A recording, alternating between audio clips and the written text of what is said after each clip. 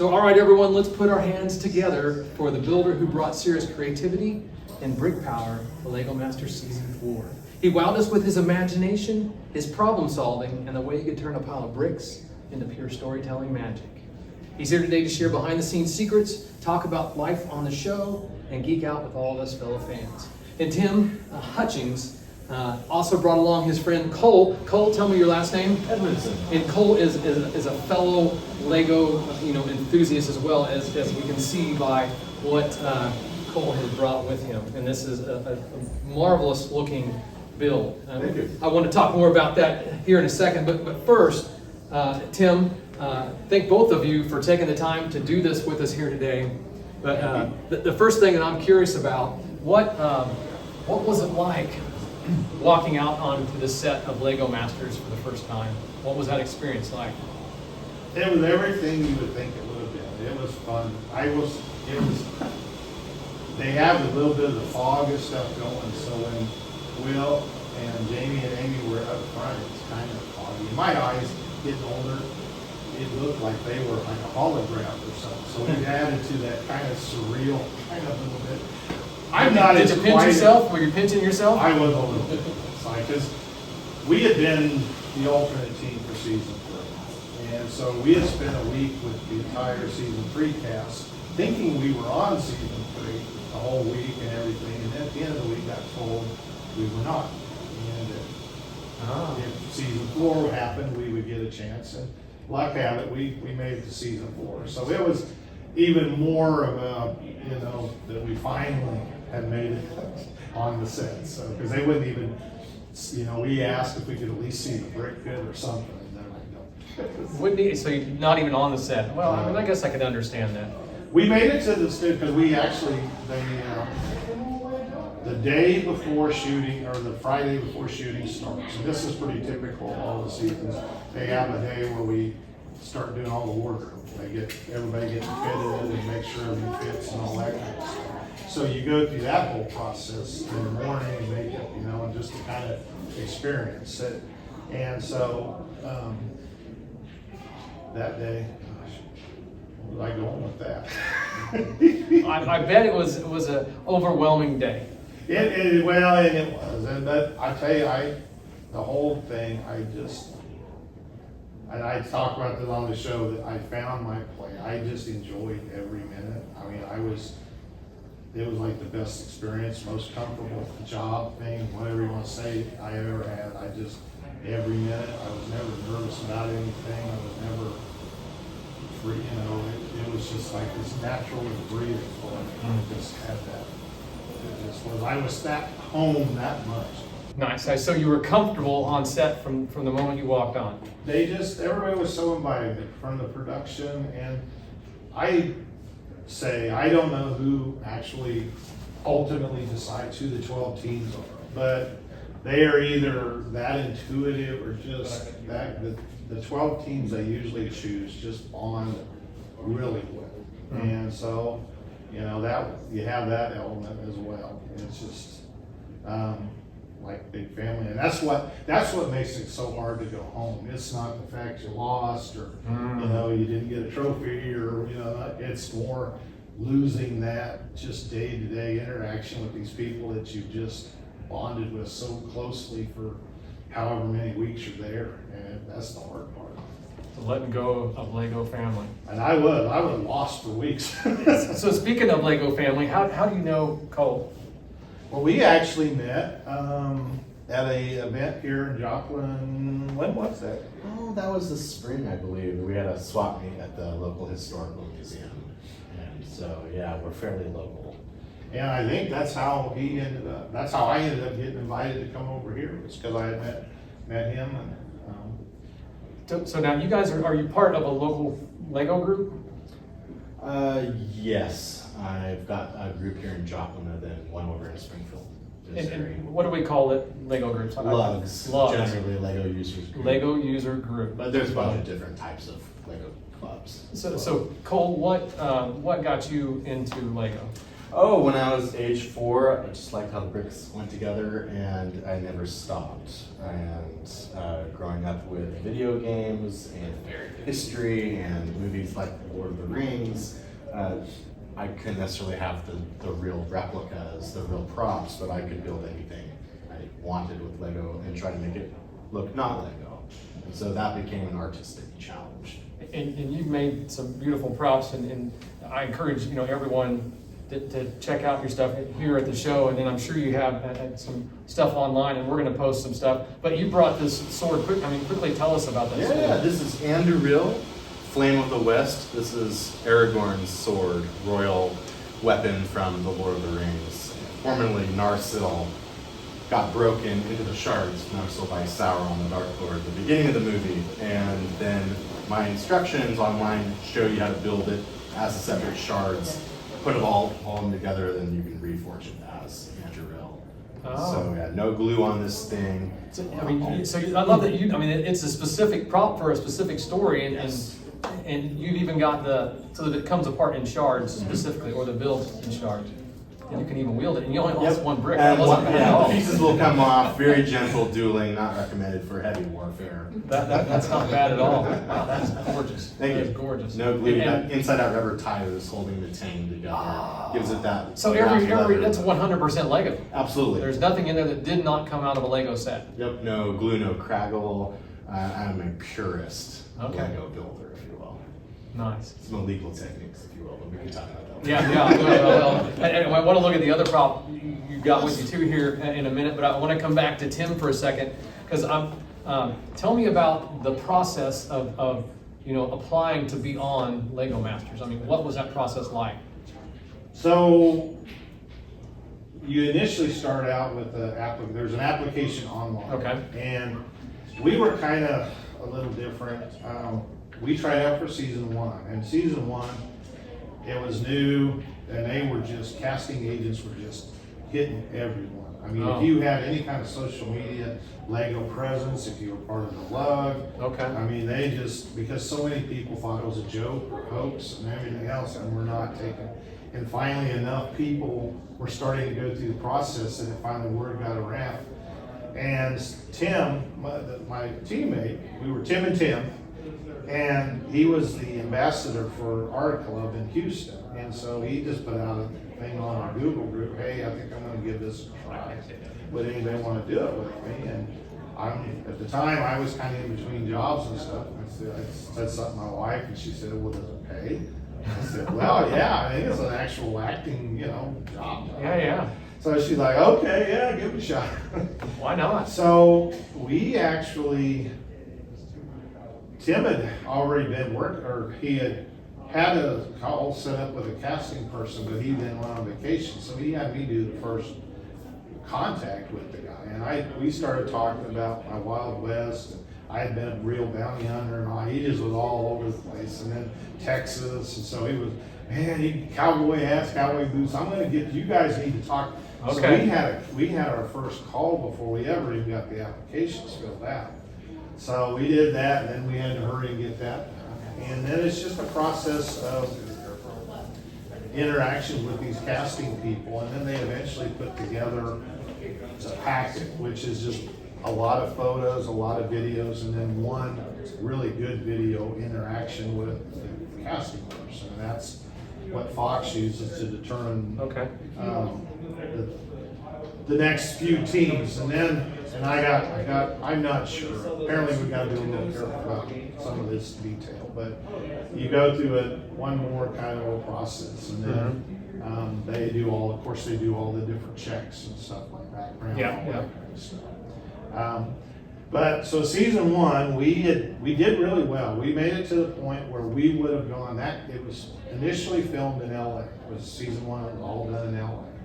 And we would have went there to do the challenges. They kind of whittle it down to a certain number of teams, and then you do actual like what we would be doing on the show. And we made it to the point we would have gone and done that on season 1. Well, then season 2 with COVID, Tim didn't want to do it because of the Sure, totally dangers and all Yeah, that yeah. kind of stuff. And then season 3, they actually reached out to me. And as I've listened to other people talk about, a lot of them were actively recruited and stuff based on their Instagram, their builds and stuff like that. So they do tend to, a lot of the ones that have actually made it on the show have, actively been sought out and that kind of thing. Interesting. Okay. So, but there is a whole big application process in the beginning that everybody has to do and go through. So application, background, all kinds Well, of stuff. at that point, when you start out, you don't have to go. Once they know you're gonna probably be in the running to be on the shows, when they start all the heavy duty. Background, They psychological, yeah. Cost them a lot of money for Yeah, all that sure. stuff. So, It's quite the process, quite the process. it is quite the process, and where we basically started with season 1 and ended up on season 4, that was like 2-3 years there of constantly reworking stuff, and I kind of was in a limbo because trying to, I had this gut feeling that we would make it on there at some point. I don't know why, I just knew that for Felt my good about life, that was the next step, and it has been a catalyst for me being able to do a lot of things since then, a lot of appearances and stuff, but working into doing a lot of public outreach and stuff. I'm getting to do a lot of public events and stuff like that, and just, really make the most of the opportunity in a way that it benefits the public and everybody. Yeah. Well, we appreciate you doing that, definitely. So I'm curious for your next season of Lego Masters, what's the training regimen going to look like? How does one train for Lego Masters? Well, they tell you to practice your sculpting, building, characters and stuff out of just regular brick, build a dog or whatever. I never did get around. The closest I came to that was the Creator 3-in-1 they got the little creatures and stuff. So I just grabbed all of those I could and built a lot of those, because that's what I ended up. That was my contribution to our build. Usually was the creatures and stuff. So, but you say about the next. I don't know where the next adventure would, because they keep recruiting whole new teams for the different seasons. They haven't done a all-star. I do keep in touch with the producers and really pitch me getting to do the Christmas special, because it's such a fun thing. And I've even told them, and they all agree, that I could just be Santa. Yeah. I wouldn't even have to be on a team. I could just be background. Yeah, absolutely. So if I understand you, sculpting is a big key. So just practice sculpting in brick. Well, and I would say, having been on it now, movement is now a big thing. It's not required on every episode, but everybody does move, and everybody out of the gate that knows how to do movement, they start pushing really hard. And I don't know much about it. Tim was the movement guy for us. And ultimately, that was what kind of was a factor in our going home when we did, was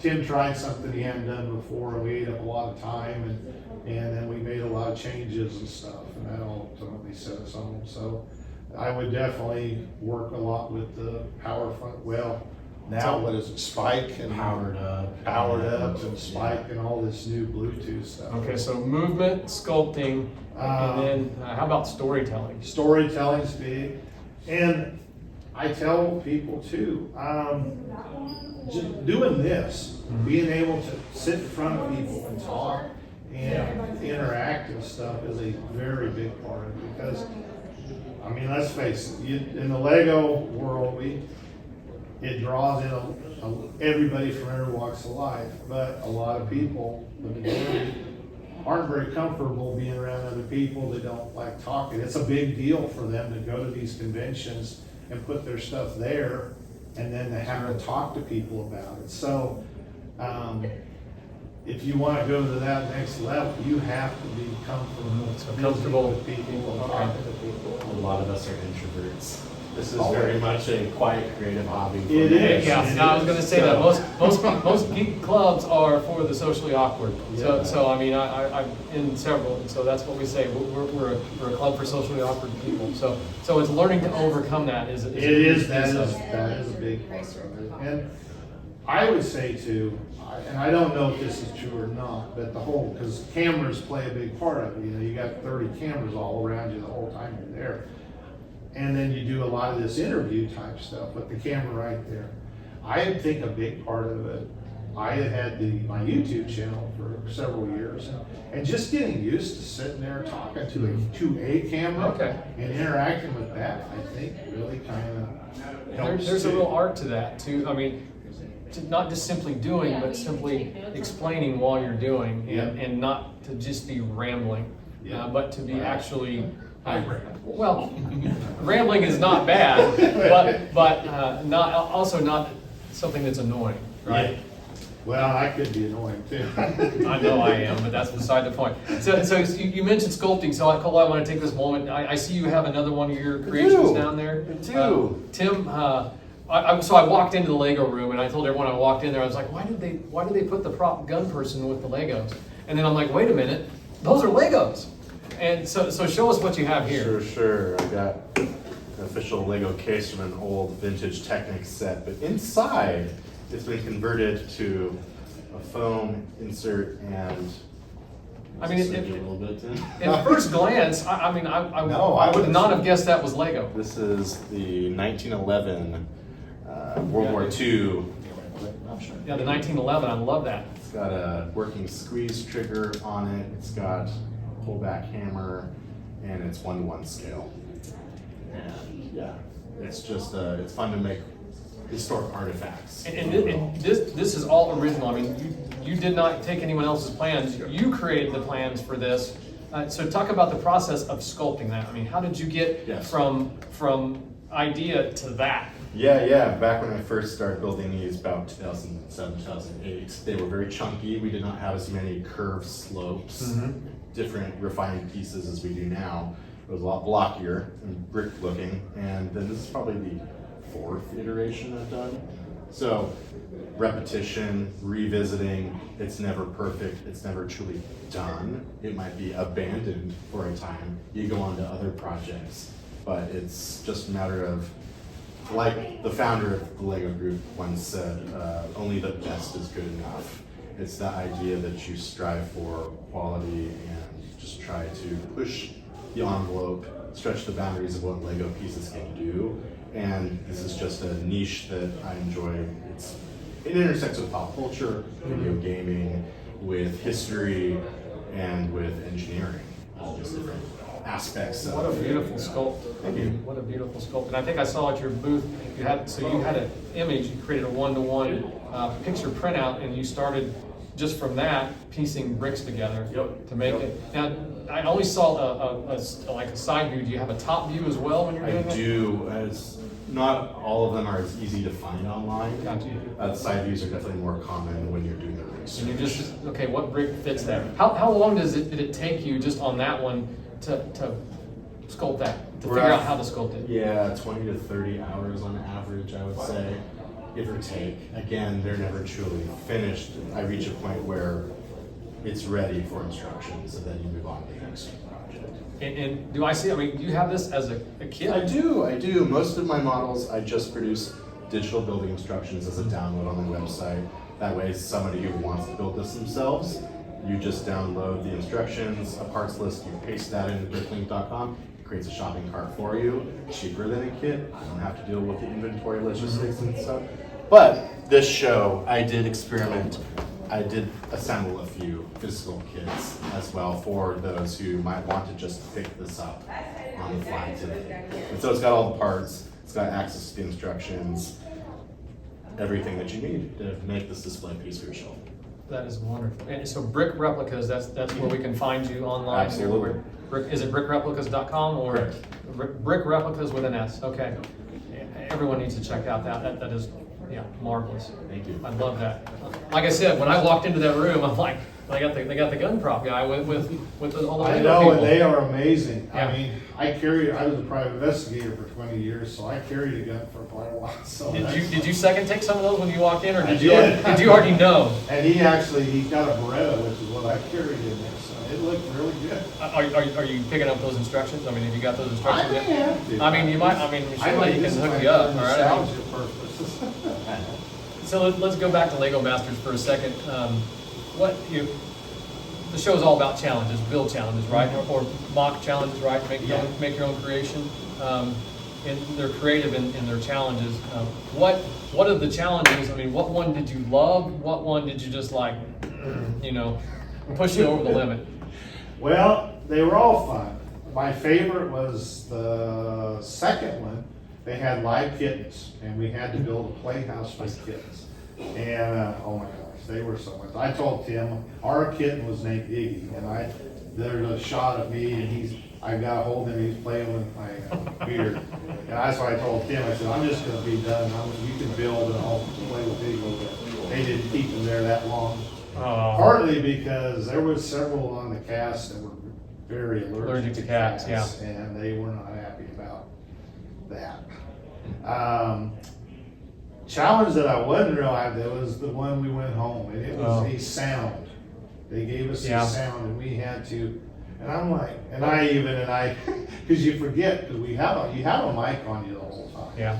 And I said some pretty choice things when I'm like, remind us, what was your sound?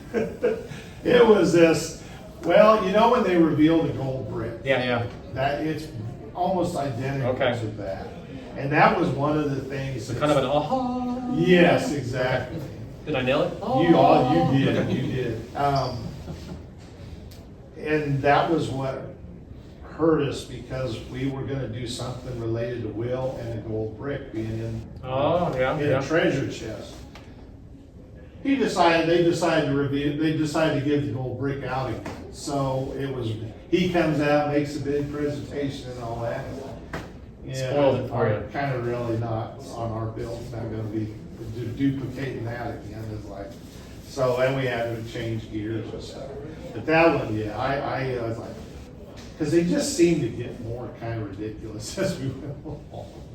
And the sad part is I know exactly who came up with the challenges, and I love him dearly, but there was one guy that was kind of in charge of that all through season 5, and I think now he's working with Lego, just kind of a liaison between Lego and the show and stuff. But that was and that was when we went home on too. So that's why that challenge.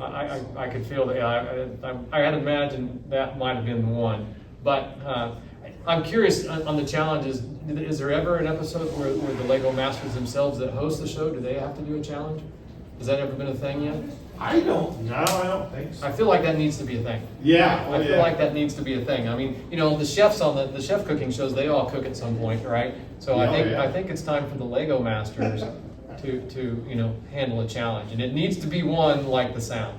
Well, and now Boone from season 1, he was the judge for the juniors that just wrapped up. That was just on air just last week. Actually, was the last episode on Fox for the Lego Master Junior show, and he was a judge for that. So he kind of, they kind of brought from our world into the judging realm now too. So he kind of has to do that, I guess. Nice. Now Amy, she created the Friends line. That is her baby. Yeah. So I guess she's kind of proved her. Now under pressure, I don't know. So you have how long on each challenge? Is it the same on each challenge, or is it different? It's different all the time, but for whatever reason with our season, 10 hours seemed to be the magic number. Okay. Now I've seen on the other seasons, it kind of varied from 6 to 8 hours to sometimes 14 hours. And did you have any clue of the challenge prior to the 10-hour start? No, we did not. They literally. So, you were literally thrown into the fire. Yes. And 10 hours was it. That was it. And then they throw the twists at you. Yeah, if they do that too. Will loves you. We never seen, I'm trying to remember. I guess we did, in the episodes I was there, we never really had any twists. It was a twist in it, just getting it done. How stressful was the clock? That's the thing, they turn it off after after a while. So Oh, you it don't stops know counting what down. time it is, and then they, then they start as they bring it out and bring it on when it's getting close to date, different times and stuff. That's interesting. I didn't know. But I don't know. Like I said, I was having a good time. I'm probably maybe one of the exceptions because I know a lot of them were there to win and want, and I knew we probably weren't going to win, So I was just having the time of my life and I just was enjoying what I was doing. I would take time and go walk around and see what everybody was doing. Because it was actually Jamie, I think it was the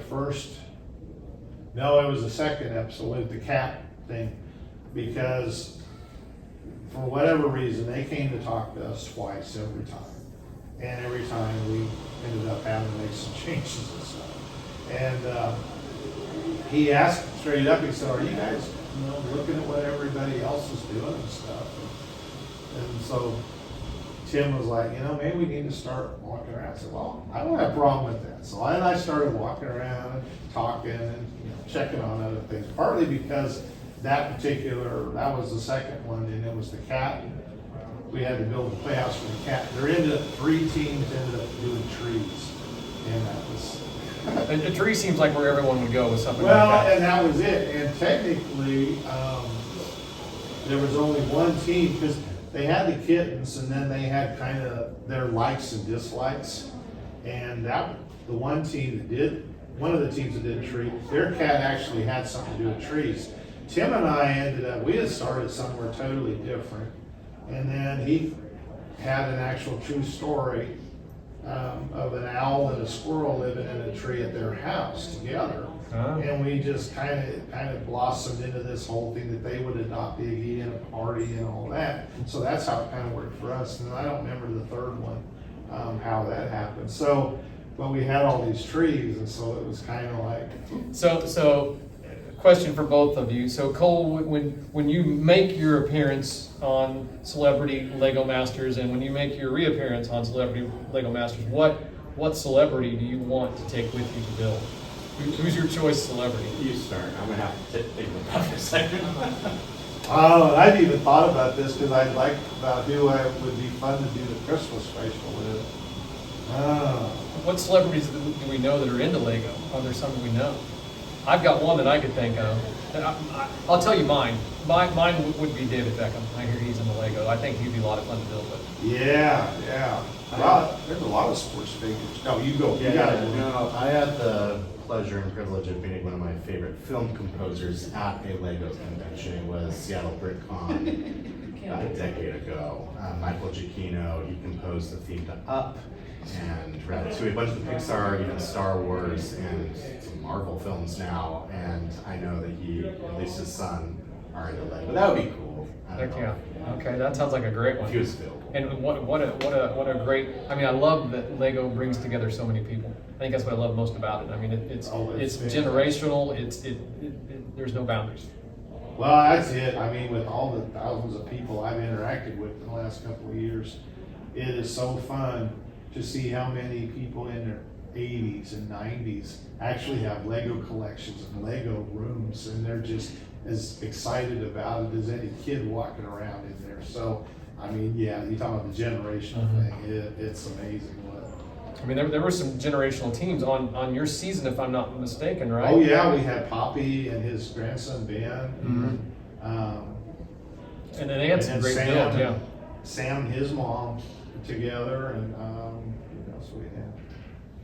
That might have been that for that season, but then another good friend of mine from season 2, Tim Curl, him and his son got to do it together and stuff. So it is. It's really fun how they try to, and they do try to. That's kind of what they seek out first, is some kind of family relation. And then, like Tim and I were kind of, we were friends and had done it for a long time. And there is some of that on there, but that's kind of higher down on what they're looking for. They really are looking at the sibling, or some kind of sibling or parent-child kind of relationship. Because I think, the dynamic is a lot funnier sometimes. Yeah. And then, in fact, when they reached out to me for season 3 to come back, they wanted me to, if I do it with my daughter. And unfortunately, she was pregnant with our grandson, and there was no way she was gonna be on there. Yeah. So now, we would have made great team. we are so much alike, it would have been. Okay, well, so that one's got to happen then. What's your daughter's name? Marissa. Marissa. Tim and Marissa. Tim and Okay. Marissa. Or Marissa and Tim. Yeah. Oh, it would have been Marissa. Would have been Marissa and Tim. Would have been Marissa and Tim. Okay, well, we'll come back around. When you think of your celebrity that you're taking with you I in will celebrity keep season, plugging it in. I mean, and I think the Santa Claus thing needs to happen. I mean, I do too, and they all tell me it does. all I can say is you need to get the suit and start making some videos. That's what I'm hoping, they give me red No, overalls. I'm saying on your YouTube channel, start making some videos. You know what? You're right. Start making some videos. So anyone in the crowd, before I got some other questions, you guys got any questions that you want to ask these guys? Any Lego questions? I mean, one other question that I had, so all the bricks, I mean, you can only get bricks in sets, is that right? I mean, I'm not a big Lego file, so what's the best way to grow a collection to learn to sculpt?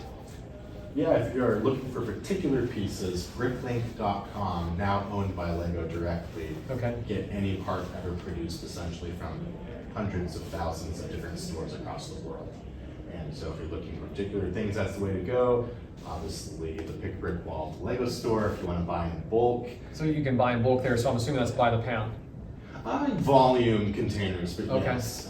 Is it by color, or can you, or you just get random colors? Whatever elements they have in stock Okay. at a given time. Bunch of variety, but garage sales, thrift stores. Okay, so just start collecting brick anywhere and Keep your everywhere. eye out, yeah. Go look at discount bin stores. Just great luck. So who has the bigger Lego room? I haven't seen yours. I don't know. We're comparing Lego rooms. I have a fairly large collection, but modest by other standards. Mine, well, we downsized. We're being grandparent, old people now, that we went to I'm the right there with single you. level, so I only have one room, and my wife makes me stay in that one room. And it probably, Does she have a room too? she has her craft room, Okay. yeah, but it's A room apiece, that's only fair. That's exactly right. It's only fair. But when I started Lego, we had a 5,000 plus square foot house, and I had the entire upstairs and rooms, and so that's how it got so big and out of hand. But now we're half that. What is she crafting? What is she doing in her? What's her hobby? She's not doing. She And loves. you've not crafting. converted her Lego. More importantly, when do you get her converted to Lego? Because now you have two Lego rooms. I mean, I see some opportunity there, Tim. I am slowly taking over. My son, he has a room in the new house, but he's Okay. in college, so he's not there at all. Okay. So I'm slowly moving into there a little I mean, bit. maybe you can make a Lego bed. He'd never even notice. Imminent domain. You're right. recognition. So real quick on that, and my Okay. daughter. So that is a true, in the big house, when she moved out, went to college, she moved out and then she was gone. And so I took her room, because it was a nice big room. Oh yeah. There you go. And, oh my God, I still to this day hear about how she would come home and she didn't even have a room anymore. Oh, She had to room stay in anymore. the guest room A and place to all live. of that. I was like, I can hear it now. oh, it was. Oh man, I'm sure she did not give you a heck of a hard time. I mean, I'm sure it was just nice and quiet. Yeah, well, yeah. If you know my daughter, yeah, there's no quiet. she's actually a school teacher now. So. I have a feeling your daughter and I are a lot alike. That could be. All right, some lightning round questions, just for both of you. Just answer one at a time. So, favorite brick color? If you could only have one color, what would it be? Black. Oh, I love sand red. Sand red. There is a story behind that, but that sand well, red. say, is- give me the story.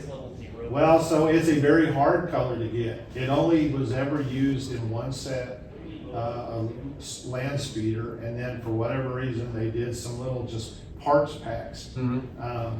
And I use it in my mountain work. It's the Oh. perfect color with the Wild West is my thing. I've got a big Wild West display that I haul all over the place. And so I use a lot of colors in those mountains, and sand red is and it's so hard to get. Okay, It's so a rare brick. So It is you're a on the rare- rare, and black. You just like Well, if I can only have one color. It's gonna be I black. can't have others, then I'm going well, to. if others, then you can take charcoal as well, right? Okay, yeah. Sand red one produced like 2001 to like 2003-ish. It was a very limited And run. I love that you know like It's- when and like. The palette of colors that we have to choose from, yeah, the dithering that you can do on it rockscape. Oh yeah, that's Which why I one? love it, and it was a purely accidental that I found. And I went out and I probably, between me and Mark Erickson, one of the winners of season 2, probably have the biggest collection of it because he bought a bunch. He's using it in his rock. He's got he got a really nice dune bill. Oh, wow. And, so we kid that I think between the two of us probably have the biggest collection of sand red anywhere. So you got cornered the market on sand. I did. I went out Okay. to ride it, and I still, anytime I see it. I buy it. Everyone who's cussing, I can't find any sand red. I'm not, you know. Now, I only do the slopes, so there are some Okay. that. Okay, the some slope other sand parts- red, you know, The like other that. parts, they're out there, and they can have them, but I need the sand red. Or the slopes. Okay, what is the worst brick to step on? Have you stepped on, I mean, you guys have gotten to step on a few bricks in your life. A few. What has been the worst? Is there like the pointiest, or is it I just, would it's not- just that 4x4, I can't is that the worst? I would say that 2x4 brick because they are sharp. The 2x4, okay. And it's big, just big enough. I mean, we never started with the kids having the hobby first. Mhm. My son and I got them Oh. together, and I jumped into it right away. So we never really had the problem of them being all over. I kept them. Well, you got to blame yourself when you stepped on a brick. So yeah, it would have totally been my fault. I would say the 2x4 is definitely the most common one you're going to run into. You're going to be more likely to step on that one. There are certain colors of Lego bricks that are more likely to actually splinter into Oh. shards. Oh. Reddish brown. Yeah. Reddish brown is the dark red, and dark green are Okay. also bad, especially about 2000, I would say 7 through 2016, had a bad color batch. And yes, if those things break, you have literal sharp. Oh, that does not sound good. That does not sound good. Those will actually probably bury themselves in you if you Okay, step on okay, them. well, that sounds a little dangerous, a little dangerous, so keep those Lego bricks picked up. All right, better teammate, Batman or Yoda? Batman. So what's your favorite snack while building? I mean, is there a Lego snack? Like, you gotta have, really or is tried- it just your favorite snack? I really try to keep the food out of the Lego room. Having a little kid now makes that a little harder. He brings things in, but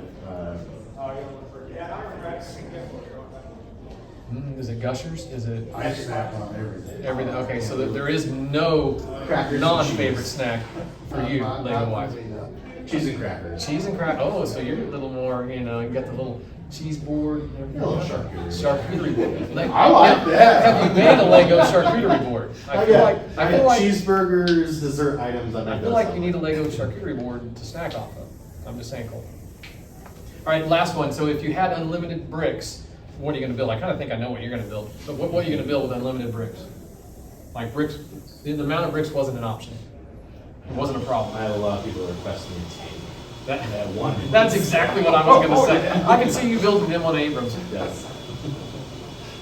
No, that's a tough one, and I never picked, because that's the big question on the show, because that's the I mean, final technically, okay, let's say build time is not an whatever you issue. wanna build. Time is not an issue. So I never really came up with a good answer. I would probably just a giant Wild West. Oh. And just really massive, like it should be. Because I'm right now, I'm kind of limited on the size that I can transport and set up in that. But if I'd have a room this size that just, Wild West town. Now, Wild would West. it be real 1-to-1 scale or would it be minifig scale? I'd just be Minifig minifig scale. Okay. I don't do the. That'd be really cool. That'd be really cool. Well, guys, thank you for taking the time to do this. I mean, I've had so much fun. I love learning about Lego Masters and about your beautiful designs, Cole. Thank you. So tell everyone where they can find you and follow you guys at. I mean, what social medias are you on? I'm on everything.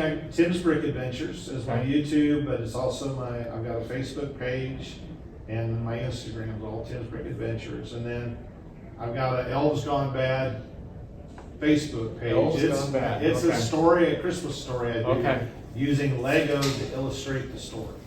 And I've really been pushed. I can't ever sell it or do anything because I've got all kinds of IP licensed Yeah. characters and all kinds of stuff in it. But I hope that I promote a lot. I'm actually with the library this year. I'm going to try and read it and for the kids and stuff.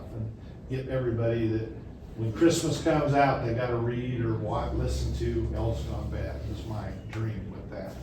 And then I guess that's it. I mean, I everything, I mean, so I've got a TikTok and all that, but I don't really do all that. Have you got the website Lego St. Nick yet? No, I You don't need have an that one. actual official website. Lego right St. now. Nick. I'm just saying for the Lego Master Christmas season. Lego St. Nick. I mean, it's a done deal. It's a done deal. Well, guys, thank you for taking the time to do this. Oh, we need. Oh, Cole, yes, your social. Brick Replicas is the handle you can find. Brick on- Replicas. With an Everything S. Brick Replicas with an Yep, S. yep, or brickreplicas.com. Everything's there. Wonderful. And you're on, what social media platforms are you on? Insta, Facebook. I need to do more on my YouTube, and yeah, those are the main ones. Flickr. I'm a legacy Lego gallery site. Yeah, I love your builds. I mean, you guys need to get out there and look at that stuff. I'm sure the pictures won't do it justice, and you blew me away when you pulled the bolt back on that and pulled the magazine out under that. I mean, that was just, yeah, beautiful build, beautiful build. And Tim, I love watching you on Lego Masters, and I even love more seeing, meeting you here in person. So Well, thanks you. for taking the time. Appreciate You it. guys, thank you. Thank you. Thank you so much. Thank you.